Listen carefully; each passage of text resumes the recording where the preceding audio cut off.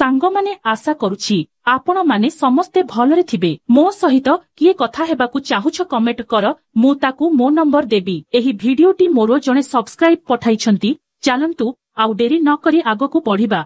नमस्कार बंधुगण, सुशांत नामक युवक एक बड़ सहर बैंक रे परिचालक थिली, किंतु सुशांत हठात गोटे छोट गाकू स्थानांतरित करागला। बैंकर नीति अनुଯାयी किछि श्रेष्ठ परिचालकंकु सेही स्थान को पठा जाउथिला जेउठारे ग्रामीण शाखा गुड़िकु पुनः निर्माण एवं विकास करिबा पई सेमानंकर सबुठारु अधिक आवश्यकता थिला। सेथिपई सुशांत एक छोट गाकू स्थानांतरित करा जायथिला। सुशांत पहुंचिबा परे गोटिए रातिरे सबिता नामक एक सुंदरी स्त्री ता पाखकु आसी ता सहित राति कटेइबा कथा कहिले एवं तांको देहरु कपड़ा खोली सुशांत सह जाहा कले। बंधुगण, जहा सबु घटिला कहानी आगरे जानिबा। सुशांत भाग्यवान थिला जे से एक कोठरी पाइला। एहा टिके पुरुणा एवं मौलिक थिला, किंतु एहा ता पई यथेष्ट थिला। बैंक छुटी सुशांत जिनिस प्याक करिबा एवं कोठरी सजाड़िबा पई समय देइथिला। सकाळु सकाळु से लगेज नहीं पहुंचिले। ड्राइवरंक सहित जणे छोट पुओ थिला जिए लगेज खोलिबारे साहाय्य करिथिला। लगेज छोट जिनिस मध्य नथिला, किछि पोशाक,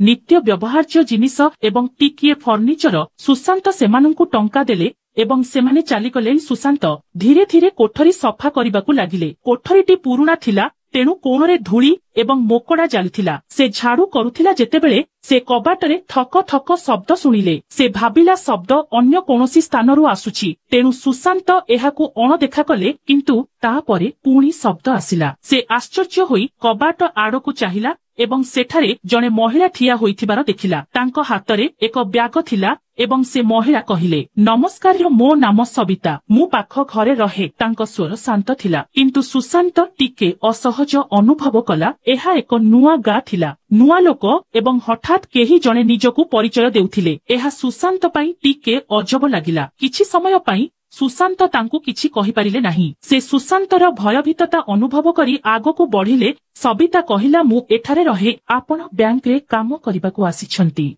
ठीक ना? एहा हमर ग्राम बैंक महाशय, जदि आपणंकु कोनोसी विषय रे साहाय्यर आवश्यकता पड़े मु साहाय्य करि परिबी। सुशांत हसी तांकु धन्यवाद जणाइला। से सुशांत पानी विषय रे कहिले, पानी सकाळ 6टा रे एठाकू आसे एवं संध्या 6:30 रे चली जाए, तेणु आपणंकु प्रतिदिन पानी भर्ती रखिबाकू पड़िबो। सुशांत टिके हसिला, कारण ताकू तुरंत पानी आनिबाकू पड़िला एवं सुशांत कोनोसी प्रस्तुति करि नथिला। सबिता पचारिले, तुमर एबे पानी दरकार कि? सुशांत मुंड हलाइला एवं सबिता ताहा आनिबाकू गला। से चाली गला परे सुशांत पुणी भाबिबाकू लागिली, एही सबिता किए होई पारे। किंतु सुशांत जानिथिला जे गा लोक माने बहुत साहाय्यकारी, तेणु से एहा विषय रे अधिक चिंता करू नथिला। सुशांत जिनिस पत्र सजाड़ुथिला। कोठरीटी शांत एवं स्वागत योग्य मने हेउथिला। कांथरे एक छोट आलमारी थिला, जेपरी एहा कोठरीर एक अस। सुशांत तार किछि जिनिस पत्र सेठारे रखिला। सेही आलमारी रे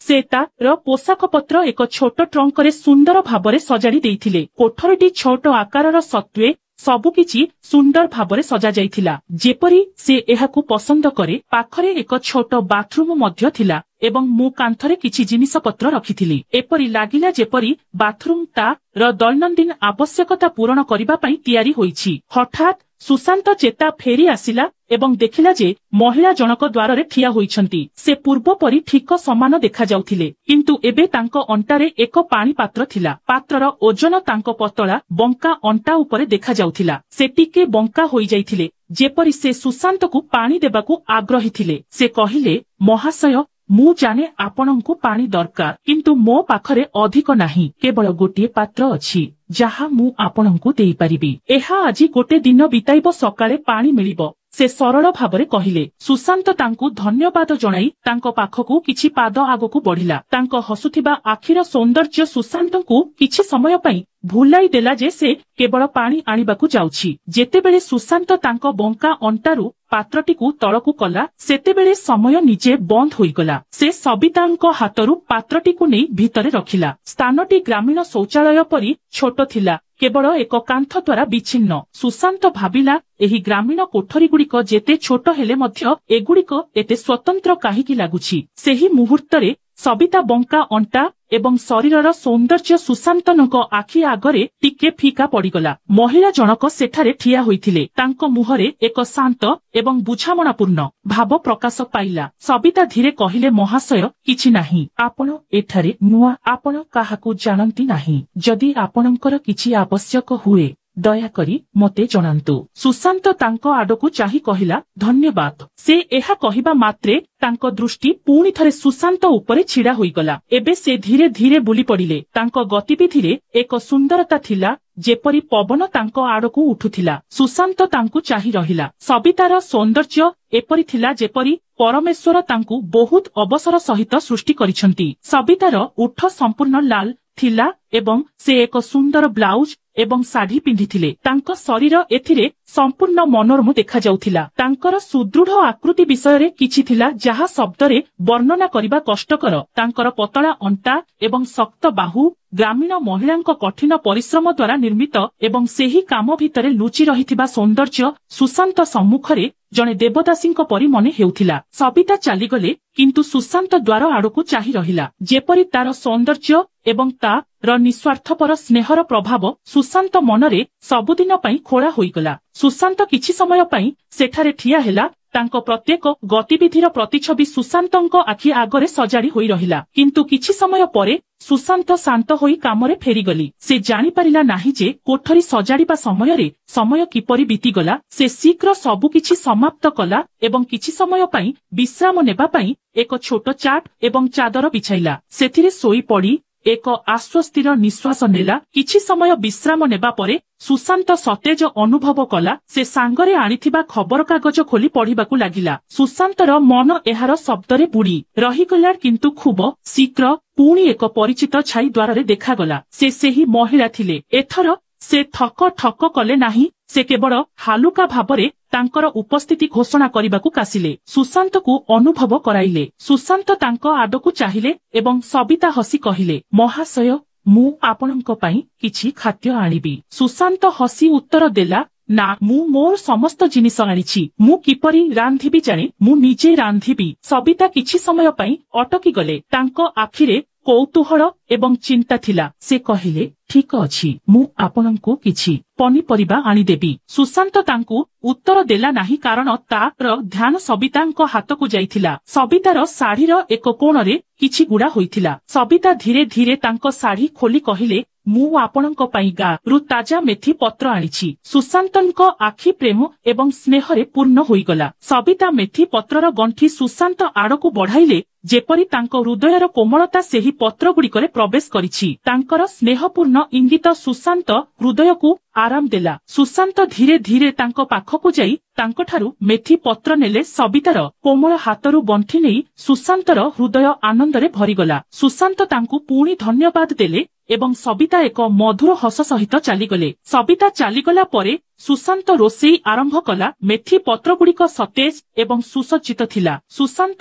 ବହୁତ ଉତ୍ସାହର ସହିତ ସେଗୁଡ଼ିକୁ ପ୍ରସ୍ତୁତ କରି ଖାଇଲା। ସତ କହିବାକୁ ଗଲେ ସାଧା ଖାଦ୍ୟର ସ୍ୱାଦ ଅନ୍ୟ କିଛି ଥିଲା। ତାଜା ପନିପରିବା ଗାଁ ମାଟିର ସୁଗନ୍ଧରେ ଭରି ରହିଥିଲା। ସୁଶାନ୍ତ ସେହି ରାତିରେ ବହୁତ ଭଲ ନିଦ ଶୋଇଥିଲା। ପରଦିନ ସକାଳେ ସେ 6ଟାରେ ଉଠିଲା। ସ୍ତ୍ରୀ ଲୋକଟି ଯେପରି ପ୍ରତିଶ୍ରୁତି ଦେଇଥିଲା ସେହିପରି ପାଣି ଆସିଯାଇଥିଲା। ସେ ଶୀଘ୍ର ପାଣି ଭର୍ତ୍ତି କଲା। ସେ ଜାଣିଲା ଯେ ଗାଁରେ ସୀମିତ ସମୟ ପାଇଁ ପାଣି ଉପଲବ୍ଧ, କିନ୍ତୁ ସହରଗୁଡ଼ିକରେ ଆମେ 24 ଘଣ୍ଟା ପାଣିରେ ଅଭ୍ୟସ୍ତ। ଏହା ଏବେ ବି ତା ମନରେ ଥିଲା। ତଥାପି ସୁଶାନ୍ତ ଏହି ସତ୍ୟକୁ ଗ୍ରହଣ କରିଥିଲା ଯେ ତାକୁ ଏହି ନୂତନ ସ୍ଥାନରେ ସବୁକିଛି ସହିତ ଖାପ ଖୁଆଇବାକୁ ପଡିବ। ଆଜି ତାର ଛୁଟି ଥିଲା, ତଥାପି ସେ ଇସ୍ତ୍ରୀ ପୋଷାକ ପିନ୍ଧି ପ୍ରସ୍ତୁତ ହେଲା। ତାପରେ ସେ ବ୍ୟାଙ୍କକୁ ବାହାରିଲା। ସୁଶାନ୍ତ ରାସ୍ତାରେ ବ୍ୟାଙ୍କର ସ୍ଥାନ ଯାଞ୍ଚ କରୁଥିଲା। ଯେତେବେଳେ ସେ ସେଠାରେ ପହଞ୍ଚିଲା, ସୁଶାନ୍ତ ଦେଖିଲେ ଯେ ଏହା ବନ୍ଦ ଅଛି, କାରଣ ଏହା ଛୁଟି ଦିନ ଥିଲା। ସୁଶାନ୍ତ ପାଖରେ ଚାବି ନଥିଲା, କିନ୍ତୁ ସେ ଭାବୁଥିଲା ଯେ ମୁଁ ସେଠାରୁ କିପରି କାମ କରିବି। ବ୍ୟାଙ୍କ ପାଖରେ କିଛି ଲେମ୍ବୁ ଏବଂ ବାଦାମ ଗଛ ଥିଲା। ପାଗ ସୁନ୍ଦର ଥିଲା। ଏହାର ଛୋଟ ଆକାର ସତ୍ତ୍ୱେ ବ୍ୟାଙ୍କଟି ସ୍ୱତନ୍ତ୍ର ମନେ ହେଉଥିଲା। ଝରକାଟି ବନ୍ଦ ଥିଲା। ଯଦି ଖୋଲା ଥାଆନ୍ତା ତେବେ ସେ ନିଶ୍ଚିତ ଭାବରେ ଭିତରକୁ ଚାହିଁଥାନ୍ତି। ପାଖରେ କିଛି ଛୋଟ ଦୋକାନ ଥିଲା ଯେଉଁଠାରେ ଗାଁ ଲୋକମାନେ ସେମାନଙ୍କର କାମ କରୁଥିଲେ। ସେହି ବ୍ୟାଙ୍କକୁ ଦେଖି ସୁଶାନ୍ତ ଶାନ୍ତି ମିଳୁଥିଲା, କାରଣ ଏବେ ସେ ଏଠାରେ କାମ କରିବ। ପରିବେଶ ଶାନ୍ତ, ମନୋରମ ଏବଂ ନୂତନ ଥିଲା। ଗାଁ ତା को जेपरी ग्रहण करि नेइथिला। एही गार छोट छोट जिनिस गुड़िकरे मध्य एक अनन्य सौंदर्य एवं सरलता थिला जहा सुशांत मोहित करिथिला। बैंक पाखरे एक छोट होटेल थिला। समस्त हैरान परे से टिके भोक अनुभव कला, तेणु सुशांत सीधा सेठाकू गला। एहा एक सरल होटेल थिला जहा गा परिवेश रे भल भाबरे मिसिगला, किंतु एहार एक अनन्य आकर्षण थिला। सुशांत सेठारे एक हृदय स्पर्शी जलखिया कला। गरम पकुड़ी एवं चा तार पेट पूरण कला एवं हृदय पूर्ण कला। से सेठारे बहुत समय बिताइला, दिनटी उपभोग कला। चारिपाखर लोकंकु एवं सेमानंक कथाबार्ता देखि से गार शांति अनुभव करुथिला। संध्यारे से रूम को फेरी आसिला। दिनर बुलिबा परे सुशांत टिके क्लांत अनुभव करुथिला। से शीघ्र सोई पड़िला। से एते गभीर निदरे सोईगला जे राति किपरि बीतीगला ताहा मध्य जानि पारिला नाही। परदिन सकाळे सुशांत उठी बैंक जिबा पई शीघ्र प्रस्तुत होईगला। बैंक रे तार प्रथम दिन थिला, तेणु से उत्साहित एवं खुशी उभय थिला। जेतेबेले सुशांत पहुंचिला समस्ते ताकू बहुत उष्मतार सहित स्वागत कले। सेठारे अधिक लोक नथिले, किंतु सेमानंकर प्रेम एवं स्नेह तुरंत अनुभव हेला। सेमाने सुशांत को कहिले जे बैंक रे जिनिस गुड़िक केउठी रखा जाइछि एवं सेगुड़िकू किपरि व्यवहार कराजिबो। से उत्साहर सहित काम करिबाकू लागिला। संध्या 5:30 रे काम शेष हेला एवं सुशांत रूम को फेरी आसिली। फेरिबा बाटरे से 2 जण लोकंकू पार करिगला। से अंडा एवं पाउरुटी किनिथिली। सुशांत आजी एक स्वादिष्ट अंडा भुजिया तयारी करिबाकू निष्पत्ति नेइथिला। से रूम रे प्रवेश करिबा मात्रे तड़कार बास्ना कोठरी को पूर्ण करिथिला। से भुजिया तयारी कला एवं पाउरुटी सहित खाइबाकू बसिला। ठीक सेतिकी बेले महिला जनक फेरी आसिले। कबाट खोला थिला, तेणु से भीतर को आसिले। सुशांत तांको मुह को चाहिली एवं तांको दृष्टि स्पष्ट भाबरे किछि कहिबार इच्छा प्रकाश करुथिला। से कहिबा पूर्वरु सुशांत कहिला, आस राति भोजन कर। से सामान्य हसी कहिले, तुमे खाओ। तांको कथा मो उपरे गभीर प्रभाव पकाइला। सुशांत तांको कहिली, दया करी बस एवं से चेयर आड़कू चाहिए। एहा बसिबा पई थिला, किंतु हुएत से सकोच करुथिले। सुशांत पुणी जिद धरी कहिला, दया करी बस। से धीरे धीरे बसिगले एवं कथा हेबा आरंभ कले। आजी से एक नील शाढ़ी एवं एक लाल ब्लाउज पिंधिथिले। सेही सरल पोशाकरे मध्य तांकर सौंदर्य झलसुथिला। तांकर सरलतार एक अनन्य आकर्षण थिला। किछि समय परे से गंभीर होई कहिले, हे मु आपणंकु किछि करिबाकू चाहुछि। तांको स्वररे किछि भिन्न थिला। मु आश्चर्य होई गली। मु भाबिबाकू लागिली जे एही महिला मोठारू कोन आवश्यक करिपारंती। मु गारे नुआ थिली, काहाकू जानि नथिली, तेणु एसबु मो पई नुआ थिला। मु बुझी पारिली से कोन कहुछंती एवं पचारिली, हम मते कुहंतु कोन कथा। से किछि समय पई नीरव रहिले। तापरे एक गभीर निश्वास नै कहिले, राहुल। तांको पाटिरू राहुल शब्द बाहरिबा मात्रे मु जानि पारिली जे से मोते तांको स्वामींको विषयरे किछि कहिबाकू जाउछंती। से आहुरी कहिले, तांकर कौनसी काम नाही। से सारा दिन घरे रही मद्यपान करंती एवं बुलाबुली करंती। जदि से तुमर बैंक रे क्लर्क किंबा पियोन भाबरे एक छोट चाकिरी पाई पारंती, तेबे बहुत भल हेबो। तांको कथारे जंत्रणा एवं हताशार भावना थिला। से तांको स्वामींको विषयरे चिंतित थिले। तांको भविष्यत विषयरे से चिंतित थिले। तांको कथारे स्नेह, चिंता एवं आशा भरी रहिथिला। मु निजकू भाबिबाकू लागिली, मु एठारे नुआ मु बैंक रे जोग देइछि एवं मु काम पाई उपयुक्त तालीम मध्य पाई नाही। एही काम पाई लोकंको अभाव नथिला एवं सठिक लोक पूर्वरु सेठारे थिले। तथापि तांको मुहकू देखि तांको आखिरे एक निश्चित आशा थिला, जहा मते मना करिबारु बारण करिथिला। तेणु मु कहिली, हाँ निश्चित भावरे जदि कोनोसी पदवी खाली थाए, तेबे मु तुम स्वामींकू चाकिरी देबा पाई यथा संभव चेष्टा करिबी। एही कथा गुड़िक सुनी तांको मुहरे एक हस देखागला। तांको हस मोर मनोरम मनकू आराम देइथिला। मु मोर खाद्य खाउथिली एवं जानी सुनी तांको पचारिली, तुमे कोन अंडा एवं पाउरुटी पसंद कर। से तुरंत उत्तर देले, हाँ मु करे, किंतु मु आजी उपवास करुछि। तांको स्वररे सामान्य स्वादिष्टता थिला एवं से सहजरे उत्तर देले। मु कहिली, ठीक अछि, जदि मु केबे तयारी करे दया करी आसी खाइब। तांको आखिरे एक आत्मविश्वास झलसी उठिला एवं से कहिले, हम निश्चित। तांको कथाबार्तारे खोलापण, तांकर सहजता एवं से पिंधिथिबा सरल किंतु मनमुग्धकर नील शाढ़ी सबु किछि मते मोहित करिथिला। केतेबेले शाढ़ी, केतेबेले तांकर निर्दोष हस मोर दृष्टि आकर्षण करुथिबा परि मने हेउथिला। तांको शरीररे थिबा शाढ़ीर सौंदर्य, लाल ब्लाउज एवं पोशाक माध्यमरे स्पष्ट भावरे देखा जाउथिबा तांकर वक्र आकृति सबु किछि मनमोहक थिला। तांको कथारे एक अनन्य आकर्षण थिला। से सहजरे कथा हेउथिले, सबुबेले किछि नुआ कथा कहुथिले। एहा तांकु सेठारे रहिबाकु आरामदायक करिथिला। मु शीघ्र अनुभव कली जे से केवल कथाबार्ता पई मो सहित कथा हेउथिले, बरम हुएत तांको स्वामींक चाकिरी पई से कोन केवल उपर स्तररे मो विषय चिंतित थिले। मु मने मने भाबिली मु परे फेरिबी। एहा कही से चालीगले एवं मु कोठरीरे एका बसी रहिली। मु सेही रातिरे सोई पारिली नाही। स्थानटी नुआ थिला, किंतु सेही नूतन स्थानर एकांततारे सेही सुंदरी महिला मो हृदय एक स्वतंत्र स्थान अधिकार करथिले। तांकर मधुर हस, तांकर कोमल नाजुक गतिविधि एवं से मो सहित कथाबार्ता करिबार शैली सबुकिछि विचलित करुथिला। मु सोई पड़िली, किंतु आखि बंद करी मध्य तांको प्रतिछबि मो आखि आगरे झलसी उठिला। तांकर मनमोहक दृष्टि, तांको आखिरे भाव प्रवणता, से पानी पात्र आनिबा एवं तांकर प्रश्न करिबा, एही समस्त चिंताधारा मो मनरे प्रतिफलित हेउथिला। एहीपरि किछि दिन बीतीगला। रविवार थिला एवं मोर छुट्टी थिला। मु सकाळे टिके विलंबरे उठिथिली एवं पानी पूरण करि पारि नथिली। मु द्वार पाखकु आसी तांकु देखिबा पई चारि पाखरे चाहिली, किंतु से सेठारे नथिले। तांको घरकु जिबार चिंता मो मनकु आसिला, किंतु मु एते हठात काहार घरकु किपरि जाई परिबी। तेणु मु मो कोठरीरे बसिबाकु निष्पत्ति नेली। शीघ्र से पहुंचिले। मु जेपरि तांकु अपेक्षा करिथिली एवं तांको आगमन मते आश्वस्ति देइथिला। जेतेबेले मु तांकु देखिली, मु जानिथिली से आसीबे। से सेठारे हसी हसी ठिया होई पचारिले, सबु ठीक अछि कि महाशय? मु सामान्य हसी कहिली, हाँ सबु ठीक अछि, किंतु आजि मु असुविधारे अछि। से उत्कंठार सहित पचारिले, कोन होईछि? मु आजि टिके विलंबरे उठिथिली एवं पानी भर्ती करिबाकु भूलिगली। मो पाखरे एबे पानी नाही, मु उत्तर देली। एहा सुनी से हसिले एवं तांकर खुशी हसी तांको सरलताकु वृद्धि कला। आजि से एक स्वच्छ साड़ी पिंधिथिले। साड़ी तांको गोरा रंग उपरे आहुरी भल देखा जाउथिला। साड़ी माध्यमरे तांको शरीरर सौंदर्य स्पष्ट भावरे देखा जाउथिला। से धीरे धीरे कहुथिले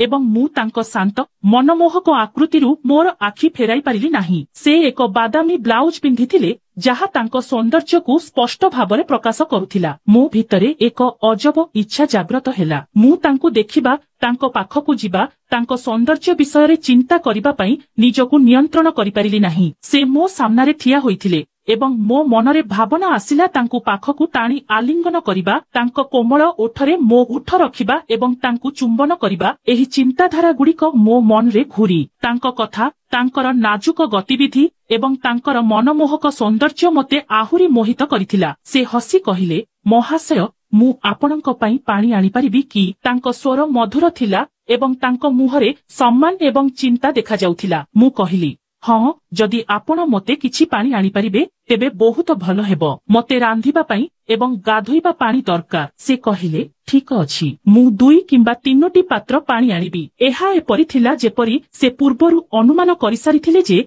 आजि मोर पानी समस्या हेबो। मु आश्चर्य होइगली जे से एहा किपरि जानिले। से हसी कहिले, मु जानिथिली तुमे आजि डेरीरे उठिबो एवं तुमे पानी पाइबो नाही। मु स्तब्ध होइगली। किछि समय पई मु भाबिली जे एही महिलांक मुह पढ़िबार कला अछि कि? से फेरीगले एवं किछि समय मध्यरे प्रथम पात्र पूर्ण पानी आनिले। पानी उठाइबा समयरे एहार किछि अंश तांको शरीर उपरे छिंडीगला। तांको शाढ़ी तांको शरीर चारि पाखरे टाण होइगला एवं तांको कपाଳରେ पानीर बुंदा देखा जाउथिला। झालर मणि तांको कपाଳରେ एक अनन्य चमक पकाइला। से धीरे धीरे पात्रटिकु मो सामनारे रखिले एवं सेही मुहूर्तरे तांको सौंदर्य आहुरी मनोरम होइगला। से आउ एक पानी पात्र नेई फेरिले। आउ पानी पुणी भारीगला। तांको शाढ़ीर उदा पल्ल तांको अंटा चारि पाखरे आहुरी कड़ाकड़ी गुड़ाई होइगला। शाढ़ी तांको शरीररे लागि रहिथिबा परि मने हेउथिला, जाहा तांको सौंदर्यकु वृद्धि करुथिला। तांकर बंका आकृति, तांको अंटार वक्रता एवं तांकर उदा चर्म सबु मो हृदय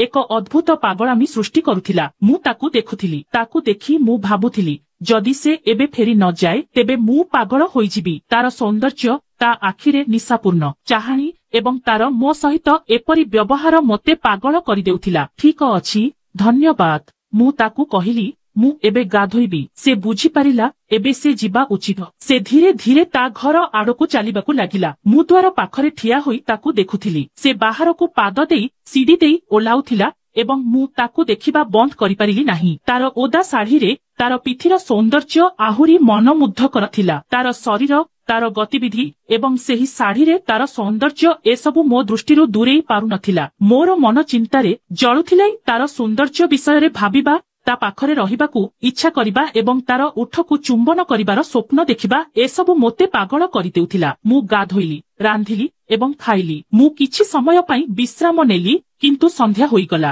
ବାହାରର ପବନ ସ୍ଥିର ଥିଲା ଏବଂ ମୁଁ ଘରେ ବସି ତାଙ୍କ ବିଷୟରେ ଚିନ୍ତା କରୁଥିଲି। ଠିକ ସେତିକିବେଳେ ଜଣେ ବ୍ୟକ୍ତି ମୋ ଘର ଆଡକୁ ଚାଲି ଚାଲି ଆସିଲେ। ତାଙ୍କ ଚାଲିଚଳନରୁ ଜଣାପଡୁଥିଲା ଯେ ସେ ହୁଏତ ମଦ୍ୟପାନ କରିଛନ୍ତି। ସେ ମୋ ଦ୍ୱାର ପାଖକୁ ଆସି କହିଲେ, ନମସ୍କାର ମହାଶୟ। ମୁଁ ଉତ୍ତର ଦେଲି, ନମସ୍କାର। ସେ ସମ୍ପୂର୍ଣ୍ଣ ଦୁର୍ବଳ ଦେଖାଯାଉଥିଲେ। ତାଙ୍କ ଶରୀରରେ କୌଣସି ମାଂସ ନଥିଲା। ତାଙ୍କ ଗତିବିଧିରେ ଏକ ଅଦ୍ଭୁତ ଅସ୍ଥିରତା ଥିଲା, ଯେପରି ସେ ଦୋହଲି ଯାଉଥିଲେ। ମୁଁ ତାଙ୍କୁ ଦେଖିବା ମାତ୍ରେ ସେ ନିଜର ପରିଚୟ ଦେଲେ, ମୁଁ ସଞ୍ଜୟ, ରାଧିକାଙ୍କ ସ୍ୱାମୀ। ଏହା ଶୁଣି ମୁଁ ଆଶ୍ଚର୍ଯ୍ୟ ହୋଇଗଲି। ମୁଁ ମନେ ମନେ ଭାବିଲି, ଏହି ଦୁର୍ବଳ ବ୍ୟକ୍ତି ଏହି ସୁନ୍ଦର ମହିଳାଙ୍କ ସ୍ୱାମୀ। ମୁଁ ତାଙ୍କ ରୂପ ଏବଂ ସୌନ୍ଦର୍ଯ୍ୟ ବିଷୟରେ ଭାବି ନିଜ ମନରେ ହସିଲି। ସଞ୍ଜୟ କିଛି ସମୟ ପାଇଁ ଅନିୟମିତ କଥା କହି ଚାଲିଲେ। ତାପରେ ସେ କହିଲେ, ମହାଶୟ, ଆମେ ଆଜି ରାତିରେ ଚିକେନ ବିରିୟାନୀ ତିଆରି କରିବା ଯୋଜନା କରିବା ଉଚିତ। ତୁମେ ମାଂସାହାରୀ ଖାଦ୍ୟ ଖାଅ, ଠିକ ଅଛି? ମୁଁ ଉତ୍ତର ଦେଲି, ହଁ ମୁଁ କରେ। ଠିକ ଅଛି, ମୁଁ ଆଜି ସନ୍ଧ୍ୟାରେ ତୁମକୁ କିଛି ସ୍ୱାଦିଷ୍ଟ ଚିକେନ ବିରିୟାନୀ ଖାଇବାକୁ ଦେବି। ମୁଁ କହିଲି, ଠିକ ଅଛି, ଠିକ ଅଛି, କିନ୍ତୁ ତୁମେ ବ୍ୟବସ୍ଥା କରିବ, ଠିକ ନା? ସେ ଟିକିଏ ହସିଲେ। କଣ? ତାପରେ ସେ କହିଲେ, ମୁଁ ଚିକେନ ବ୍ୟବସ୍ଥା କରିବି, ତୁମେ ବୋତଲ ବ୍ୟବସ୍ଥା କରିଦେବ। ଏହା ଶୁଣି ମୁଁ ତୁରନ୍ତ ବୁଝିଗଲି ଯେ ଏହି ଲୋକଟି ଜଣେ ମଦ୍ୟପ। ହୁଏତ ତାଙ୍କର ମଦ୍ୟପାନ ତାଙ୍କର ଅଜବ ଆଚରଣର କାରଣ ଥିଲା। ମୋ ମନରେ ଭାବନା ଆସିଲା ଯେ ଏତେ ସୁନ୍ଦର ସ୍ତ୍ରୀ ଥିବା ସତ୍ତ୍ୱେ ଏହି ଲୋକଟି ମଦ ପିଇ ଏତେ ମଦ୍ୟପାନ କରିଥିଲା। ତାଙ୍କ ଜୀବନରେ ରାଧିକା ଭଳି ସୁନ୍ଦରୀ ମହିଳା ଥିବା ସତ୍ତ୍ୱେ ସେ ମଦ୍ୟପାନରେ ବୁଡି ରହୁଥିଲା, ତାଙ୍କୁ ଅଣଦେଖା କରୁଥିଲା। ମତେ ଲାଗୁଥିଲା ଯେ ଯଦି ମୋ ପାଖରେ ଏଭଳି ସ୍ତ୍ରୀ ଥାନ୍ତା, ତେବେ ମୁଁ ତାଙ୍କୁ କେବେ ଅଣଦେଖା କରିନଥାନ୍ତି। ମୁଁ ତାଙ୍କୁ ସବୁବେଳେ ଖୁସି ରଖିଥାନ୍ତି। ଏବେ ସନ୍ଧ୍ୟା ହୋଇଗଲା। ସଞ୍ଜୟ ଏକ ବ୍ୟାଗରେ କିଛି ଧରି ମୋ ଘରକୁ ଆସି କହିଲା, ମହାଶୟ, ଚିକେନ ପ୍ରସ୍ତୁତ। ଏବେ ଆସନ୍ତୁ ନିଆଁ ଜାଳି ଆରାମରେ ବସିବା। ଏହା କହି ସେ ଚିକେନ ଘର ଭିତରକୁ ଆଣି ନିଆଁ ଜାଳିବାକୁ ବାହାରକୁ ଗଲେ। ଆମେ ଦୁହେଁ ନିଆଁ ସାମ୍ନାରେ ବସିଲୁ। ପାଖରେ କେହି ନଥିଲେ। ମୋ ଘର ଗାଠାରୁ ଟିକେ ଦୂରରେ ଥିଲା। ହେ, ମୁଁ ଏହା ତୁମ ପାଇଁ ଆଣିଛି। ତାପରେ ସେ ବୋତଲଟି ତାଙ୍କ ପାଟିରେ ରଖି ସିଧା ତାଙ୍କ ପାଟିରେ ମଦ ଢାଳିବାକୁ ଲାଗିଲେ। ବୋତଲଟି ସମ୍ପୂର୍ଣ୍ଣ ହୋଇଗଲା ଏବଂ ସେ ପିଇବାକୁ ଲାଗିଲେ। ମୁଁ ଆଶ୍ଚର୍ଯ୍ୟ ହୋଇ ଚାହିଁ ରହିଲି। ଏହି ଲୋକଟି ଏତେ ମଦ ପିଉଛି। ସେ ଜଣେ ବିପଦପୂର୍ଣ୍ଣ ଲୋକ। ସଞ୍ଜୟର ମଦ ପ୍ରତି ପ୍ରେମ ଦେଖି ମୁଁ ତାଙ୍କ ଭବିଷ୍ୟତ ସ୍ପଷ୍ଟ ଭାବରେ ଦେଖିପାରୁଥିଲି। ସେ ଧୀରେ ଧୀରେ ସମ୍ପୂର୍ଣ୍ଣ ବୋତଲଟି ଶେଷ କରିଦେଲେ। ଏତେ ମଦ ଯୋଗୁଁ ତାଙ୍କ ଅବସ୍ଥା ଖରାପ ହେଉଥିଲା। ସେ ନିଆଁ ପାଖରେ ସେଠାରେ ପଡ଼ିବାକୁ ଲାଗିଲେ। ମୁଁ କୌଣସି ପ୍ରକାରେ ତାଙ୍କୁ ଉଠାଇ ପାଖରେ ଥିବା ଏକ ଖଟ ଉପରେ ବସାଇଲି। ତାଙ୍କର ଗତିବିଧି ବନ୍ଦ ହୋଇଯାଇଥିଲା ଏବଂ ତାଙ୍କ ମୁହଁ ମଳିନ ହୋଇଯାଇଥିଲା। କିଛି ସମୟ ପରେ ସବିତା ବାହାରକୁ ଆସିଲେ। ତାଙ୍କ ଅବସ୍ଥା ଦେଖି ସେ ଦୁଃଖିତ ହୋଇ ମତେ କହିଲେ, ମହାଶୟ, ତୁମେ ତାଙ୍କୁ ଏତେ ପିଇବାକୁ କାହିଁକି ଦେଲେ? ସେ ଜାଣେ ନାହିଁ ଯେ କେତେ ପିଇବା ଉଚିତ। ସେ ଯେତିକି ପିଇବା ଉଚିତ ତାହାଠାରୁ ଅଧିକ ପିଏ ଏବଂ ସାରା ରାତି ଏଠାରେ ପଡ଼ି ରହେ। ବିଚରା, ମୁଁ ଘରେ ଏକା ଅଛି। ମୁଁ ଶବ୍ଦ ହରାଇ ବସିଲି। ମୁଁ ଟିକେ ଭୟଭୀତ ହୋଇ କହିଲି, ମୁଁ ଜାଣି ନଥିଲି ସେ ଏପରି ହେବ। ମୁଁ ଭାବିଥିଲି ସେ ଅଧିକ ପିଇବାକୁ ପସନ୍ଦ କରନ୍ତି। ସେ କହିଲେ, ନା ମହାଶୟ, ସେ ଏତେ ପିଏ ଯେ ସେ ସମ୍ପୂର୍ଣ୍ଣ ଭାବରେ ଭୁଲିଯାଏ। ଏତେ ପିଇବା ପରେ ସେ ନିଜକୁ ନିୟନ୍ତ୍ରଣ କରିପାରନ୍ତି ନାହିଁ। ତଥାପି ସେ ଏବେ ବି ପିଏ। ତାଙ୍କ କଥା ଶୁଣି ମୁଁ ଭାବିଲି ଏହା ଏକ ନିୟମିତ ଘଟଣା। କିନ୍ତୁ ଏବେ ମୁଁ ଟିକେ ଭୟଭୀତ ହୋଇଗଲି। ସବିତା ମୋ ଆଡକୁ ଚାହିଁ ଧୀରେ କହିଲା, ଠିକ ଅଛି, ଛାଡ଼ିଦିଅ। ଅଧିକ ଚିନ୍ତା କର ନାହିଁ। ଏହା ତାଙ୍କର ନିତିଦିନିଆ କାର୍ଯ୍ୟ। ତୁମେ ବସି ଖାଅ, ମୁଁ ଖାଦ୍ୟ ଆଣିବି। ମୁଁ ରାଜି ହେଲି। ଠିକ ଅଛି। ସେ 2 ପ୍ଲେଟ ଖାଦ୍ୟ ଆଣିଲା। ମୁଁ ନିଆଁ ସାମ୍ନାରେ ବସିଲି। ପ୍ଲେଟରେ ଲେମ୍ବୁ ଏବଂ ଆଚାର ସହିତ ଏକ ସ୍ୱାଦିଷ୍ଟ ଚିକେନ ବିରିୟାନୀ ଥିଲା। ସେ ମୋ ସାମ୍ନାରେ ପ୍ଲେଟ ରଖିଲେ ଏବଂ ମୁଁ ଧୀରେ ଧୀରେ ଖାଇବାକୁ ଲାଗିଲି। ଏହି ସମୟରେ ସବିତା ତାଙ୍କ ସ୍ୱାମୀଙ୍କ ପାଖକୁ ଆଉ ଏକ ପ୍ଲେଟ ନେଇ ଗଲା। ସେ ତାଙ୍କୁ ଉଠାଇବାକୁ ଚେଷ୍ଟା କରୁଥିଲେ। ସେ ଟିକେ ଉଠି କହିଲେ, ମତେ ଭୋକ ଲାଗୁନାହିଁ, ମତେ ଶୋଇବାକୁ ଦିଅ। ସେ ତାଙ୍କୁ କହିଲେ, ତାପରେ ଘରକୁ ଯାଇ ଶୋଇପଡ଼। କିନ୍ତୁ ସେ ଶୁଣିଲେ ନାହିଁ। ମୁଁ ତାଙ୍କୁ ଚୁପ ରହିବାକୁ କହି ଖଟ ପାଖରେ ବସିଗଲି। କିଛି ସମୟ ପରେ ତାଙ୍କ ଆଖି ଟିକେ ଶାନ୍ତ ହେଲା ଏବଂ ସେ ଶୋଇପଡ଼ିଲେ। ସଞ୍ଜୟ ମୋ ଦୃଷ୍ଟିରୁ ଚାଲିଯିବା ପରେ ମୁଁ ପୁଣି ସବିତାଙ୍କ ଉପରେ ଧ୍ୟାନ ଦେଲି। ସେ ଧୀରେ କହିଲେ, ମହାଶୟ, ଯଦି ଆପଣଙ୍କର ଆଉ କିଛି ଦରକାର ଦୟାକରି ମୋତେ ଜଣାନ୍ତୁ। ଯଦି କିଛି ହଜିଗଲା ବୋଲି ମନେ ହୁଏ ତେବେ ମୁଁ ଆଣିଦେବି। ମୁଁ ଉତ୍ତର ଦେଲି, ନା, ତୁମେ ବହୁତ ଆଣିଛ, ଏହା ଯଥେଷ୍ଟ, ମୁଁ ଏଥିରେ ପେଟ ପୂରେଇ ଦେବି। ସେ ହସି କହିଲା, ଠିକ୍ ଅଛି। ତାପରେ ସେ ମୋତେ ପାଣି ଆଣିବାକୁ ଭିତରକୁ ଗଲେ। କିଛି ସମୟ ପରେ ସେ ଫେରି ଆସିଲେ। ପାଣି ରଖିବା ସମୟରେ ସେ ଆଗକୁ ଝୁଙ୍କି ପଡ଼ିଲେ ଏବଂ ତାଙ୍କ ଶାଢ଼ୀର ପଲ୍ଲୁ ଖସିଗଲା। ତାଙ୍କର ବଙ୍କା ମୋ ପାଇଁ ତାଙ୍କର ସୌନ୍ଦର୍ଯ୍ୟ ପ୍ରକାଶ କଲା। କ୍ଷୀଣ ଆଲୋକ ତାଙ୍କ ସୌନ୍ଦର୍ଯ୍ୟକୁ ବୃଦ୍ଧି କଲା। ତାଙ୍କର ନାଜୁକ ଗତିବିଧି ଏବଂ ତାଙ୍କ ଓଠରେ ହସ ମୋତେ ଟିକେ ଅସ୍ଥିର କରିଦେଲା। ମୁଁ ତାଙ୍କୁ ଚାହିଁ ରହିଲି। ସେ ହସି କହିଲେ, ମହାଶୟ, କଣ ହୋଇଛି? ଆପଣ ମୋତେ ଏତେ କାହିଁକି ଦେଖୁଛନ୍ତି? ମୁଁ କିଛି ସମୟ ପାଇଁ ଶବ୍ଦ ଖୋଜିଲି, କିନ୍ତୁ ତାଙ୍କର ସୌନ୍ଦର୍ଯ୍ୟ ଏବଂ ତାଙ୍କର ମଧୁର ହସ ମୋତେ ମତୁଆଲା କରିଦେଲା। ମୋର ମନରେ ଚିନ୍ତାର ଘୂର୍ଣ୍ଣିଝଡ଼ ଥିଲା, କିନ୍ତୁ ଏବେ ମୁଁ କହିବାକୁ ନିଷ୍ପତ୍ତି ନେଲି। ମୁଁ ସାହସ ସଂଗ୍ରହ କରି କହିଲି, ମୁଁ ଆପଣଙ୍କ ସୌନ୍ଦର୍ଯ୍ୟକୁ ପ୍ରଶଂସା କରୁଛି। ଆପଣ ପ୍ରକୃତରେ ସୁନ୍ଦର ଏବଂ ଆପଣଙ୍କ ଖାଦ୍ୟ ମଧ୍ୟ ସେହିପରି ସ୍ୱାଦିଷ୍ଟ। ସେ ହସି କହିଲେ, ମହାଶୟ, ଆପଣ ମୋତେ ଅଧିକ ପସନ୍ଦ କରିଥିଲେ କି ମୋ ଖାଦ୍ୟ? ଏବେ ମୁଁ ଟିକେ ଦ୍ୱନ୍ଦ୍ୱରେ ପଡ଼ିଗଲି। ମୁଁ କଣ କହିବି ଜାଣିନଥିଲି, କିନ୍ତୁ ଏଥର ମୁଁ ଭୟଭୀତ ନ ହୋଇ ବରଂ ମୁଁ ଟିକିଏ ହସିଦେଇ କହିଲି, ଖାଦ୍ୟ ବହୁତ ଭଲ, କିନ୍ତୁ ତୁମର ସୌନ୍ଦର୍ଯ୍ୟ ତୁଳନାରେ ଏହା ଫିକା। ଏହା ଶୁଣି ସେ ହସି ଉଠିଲେ। ତାପରେ ଟିକିଏ ଶାନ୍ତ ହୋଇ କହିଲେ, ମହାଶୟ, ତୁମେ ପେଟ ପୂରଣ କରିଛ, କିନ୍ତୁ ମୋ ବିଷୟରେ କଣ? ଏବେ ମୁଁ ବୁଝିପାରିଲି ତାଙ୍କ ମନରେ ଆଉ କିଛି ଅଛି। ମୁଁ ଗମ୍ଭୀର ସ୍ୱରରେ ତାଙ୍କୁ କହିଲି, ତୁମେ ମଧ୍ୟ ଖାଇପାରିବ। ତୁମେ ପେଟ ପୂରଣ କରିନାହଁ କି? ସେ ହାଲୁକା ହସି କହିଲେ, ଏହି ଖାଦ୍ୟ ମୋତେ ପେଟ ପୂରଣ କରେ ନାହିଁ। ତେବେ ତୁମେ କଣ ଚାହୁଁଛ?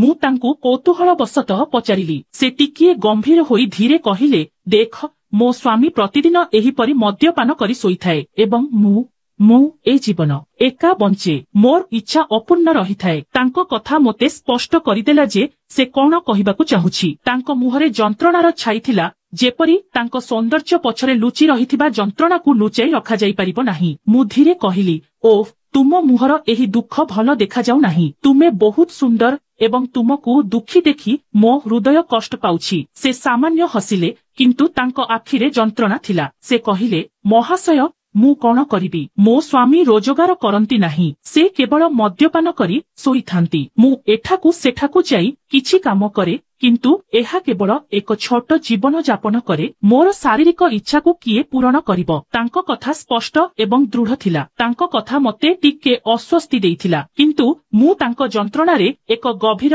ଅର୍ଥ ଦେଖିଲି। ମୁଁ ତାଙ୍କୁ କହିଲି, ଚିନ୍ତା କର ନାହିଁ, ମୁଁ ତୁମ ସହିତ ଅଛି। ଏହା ଶୁଣି ସେ ଧୀରେ ହସି ଟିକେ ଲାଲ ହୋଇଗଲେ। ସେ ମୋ ସାମ୍ନାରେ ବସିଥିଲେ, କିନ୍ତୁ ସେ ଏପର୍ଯ୍ୟନ୍ତ ତାଙ୍କ ଶାଢ଼ୀର ପଲ୍ଲୁ ସଜାଡ଼ି ନଥିଲେ। ସେ ତାଙ୍କର ଶାନ୍ତ ହୋଇ ପଲ୍ଲୁ ସଜାଡ଼ି ତାଙ୍କ ପୂର୍ଣ୍ଣ ଆକୃତିକୁ ଘୋଡ଼ାଇ ଦେଲେ। ତାଙ୍କ ସୌନ୍ଦର୍ଯ୍ୟ ମୋତେ ଏପର୍ଯ୍ୟନ୍ତ ମୋହିତ କଲା। ମୁଁ ତାଙ୍କୁ ଚାହିଁ ରହିଲି। ତାଙ୍କ ଶାଢ଼ୀ ମାଧ୍ୟମରେ ପ୍ରତିଫଳିତ ସୌନ୍ଦର୍ଯ୍ୟ ସମ୍ପୂର୍ଣ୍ଣ ପ୍ରକାଶିତ ହେବା ପରି ମନେ ହେଉଥିଲା। ସେହି ମୁହୂର୍ତ୍ତରେ ସେ ଏତେ ସୁନ୍ଦର ଦେଖାଯାଉଥିଲେ, ଯେପରି ତାଙ୍କ ସୌନ୍ଦର୍ଯ୍ୟର ଏକ ନୂତନ ଦିଗ ମୋ ନିକଟରେ ପ୍ରକାଶିତ ହୋଇଛି। ତାପରେ ଏକ ମଧୁର ହସ ସହିତ ସେ ମୋ ପାଖକୁ ଆସି କହିଲେ, ମହାଶୟ, ଆଜି ମୁଁ ଆପଣଙ୍କ ରୁମରେ ଶୋଇପାରିବି କି? ତାଙ୍କ କଣ୍ଠସ୍ୱରରେ କିଛି ଭିନ୍ନ ଥିଲା। ତାଙ୍କର ସ୍ପଷ୍ଟବାଦିତା ମୋତେ ଆହୁରି ନର୍ଭସ କରିଦେଲା। ମୁଁ କିଛି ସମୟ ପାଇଁ କଣ କହିବି ବୁଝିପାରିଲି ନାହିଁ, କିନ୍ତୁ ତାଙ୍କ ଆଖିରେ ବିଶ୍ୱାସ ଏବଂ ସହଜତା ମୋତେ ଟିକେ ହାଲୁକା ଅନୁଭବ କରାଇଲା। ମୁଁ ମଜା କରି କହିଲି, ମୁଁ ଆପଣଙ୍କ ଯୋଗକୁ ପ୍ରକୃତରେ ପସନ୍ଦ କରିଥିଲି। ସତରେ?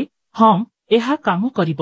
ଯଦି ଆପଣ ଆପତ୍ତି ନ କରନ୍ତି, ତେବେ ଆପଣ ମୋ ରୁମରେ ଶୋଇଲେ ମୋର କିଛି ଆପତ୍ତି ନାହିଁ। ଏବେ ସେ ଟିକେ ଦ୍ୱନ୍ଦ୍ୱରେ ପଡ଼ିଗଲେ। ସେ ଟିକେ ଲାଜ ହୋଇ କହିଲେ, ଠିକ୍ ଅଛି, ମୁଁ ଭିତରକୁ ଯିବି। ମୁଁ ଆପଣଙ୍କ ପାଇଁ ଅପେକ୍ଷା କରିବି। ସେ ଉଠି ଧୀରେ ଧୀରେ ମୋ ରୁମ୍ ଆଡ଼କୁ ଚାଲିଗଲେ। ତାଙ୍କର ପ୍ରତ୍ୟେକ ପଦକ୍ଷେପ ଏକ ଆକର୍ଷଣ ବିକିରଣ କରୁଥିଲା। ସେ ଭିତରକୁ ପ୍ରବେଶ କଲେ ଏବଂ ମୁଁ ତାଙ୍କୁ ସେ ଯିବା ସମୟରେ ଦେଖୁଥିଲି। ସେହି ମୁହୂର୍ତ୍ତରେ ମୋର ମନ ତାଙ୍କ ଚିନ୍ତାଧାରା ମଧ୍ୟରେ ସମ୍ପୂର୍ଣ୍ଣ ମଗ୍ନ ଥିଲା। ମୁଁ ନିଜକୁ ସାନ୍ତ୍ୱନା ଦେବାକୁ ଚେଷ୍ଟା କଲି, କିନ୍ତୁ କେବଳ ଗୋଟିଏ ଭାବନା ରହିଲା, ସେହି ସୁନ୍ଦରୀ ମହିଳା ମୋ ରୁମରେ ଥିଲେ ଏବଂ ତାଙ୍କ ଉପସ୍ଥିତି ଏକ ଅନନ୍ୟ ଅନୁଭବ। ମୁଁ ଧୀରେ ଧୀରେ ଉଠି ରୁମ୍ ଆଡ଼କୁ ଚାଲିଗଲି। ଦ୍ୱାର ଟିକିଏ ଖୋଲା ଥିଲା। ମୁଁ ଯେତେବେଳେ ଭିତରକୁ ପଶିଲି, ସେ ମୋ କୋଠରୀର ଏକ କୋଣରେ ବସି ମୋ ପାଇଁ ଅପେକ୍ଷା କରିଥିଲେ। ମଳିନ ଆଲୋକ ତାଙ୍କ ମୁହଁ ଉପରେ ପଡ଼ିଲା ଏବଂ ତାଙ୍କ ସୌନ୍ଦର୍ଯ୍ୟର ଚମକ ମୋତେ ଇଙ୍ଗିତ କଲା। ମୁଁ ତାଙ୍କ ପାଖକୁ ଯାଇ ଟିକିଏ ବସିଲି। ସେ କିଛି ସମୟ ପାଇଁ ହସିଲେ, तापरे लज्जित होई तांको मुंडकु तळकु कले तांको केसर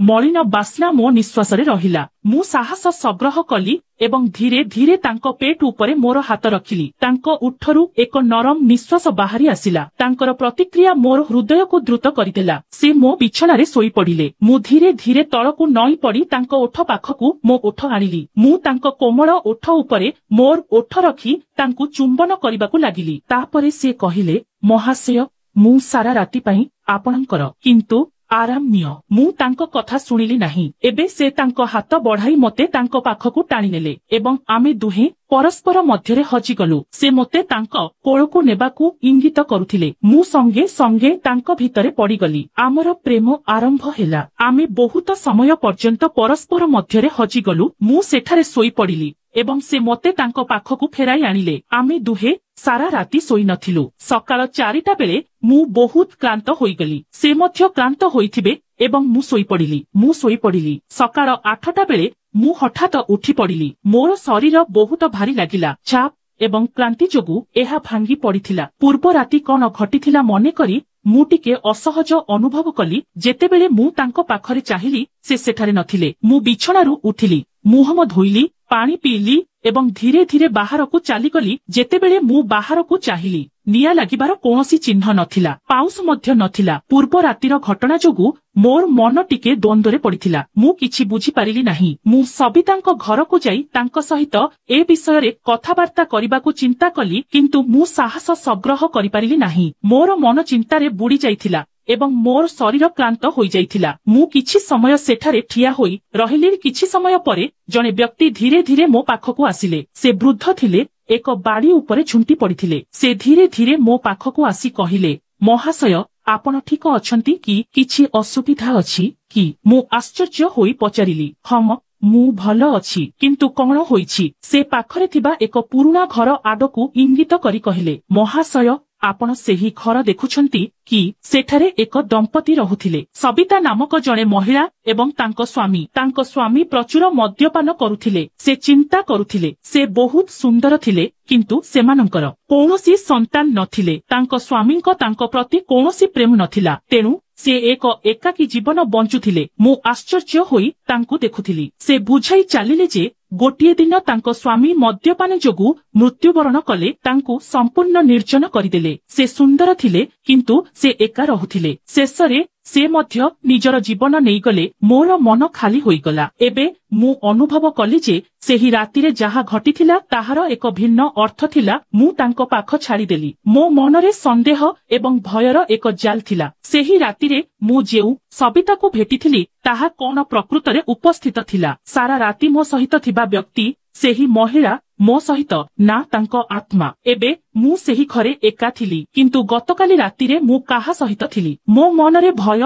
एवं कौतूहल उभय बढ़ुथिला। बंधु माने मु आशा करूछि आपण आमर कहानी उपभोग करिसंती। दया करी वीडियो को लाइक करंतु। जदि आपण चैनल रे नवा दया करी सब्सक्राइब करंतु। धन्यवाद। नमस्कार। देखा हेबा आउ एक नूतन कहानी रे।